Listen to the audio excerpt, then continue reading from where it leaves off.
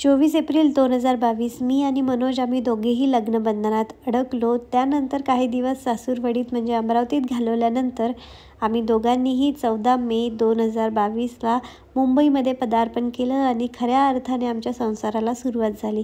सुरुवातीला नवी मुंबईतील एका सोसायटीमध्ये आम्ही भाड्याने राहायला लागलो।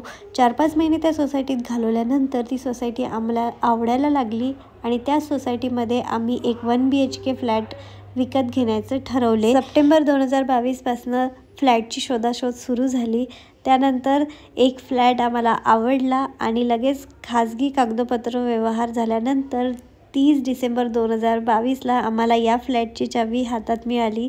आज त्या दिवसाला 1 वर्ष झालं आहे। 2 वर्षापूर्वी याच दिवशी आमचा कांद्यापोह्याचा कार्यक्रम झाला होता, त्यामुळे हा दिवस आमच्यासाठी खूप स्पेशल झाला आहे। चावी मिळाल्या घराच्या डागडुगीला आम्ही सुरुवात केली आणि हवं तसं घर बनवून घेतलं।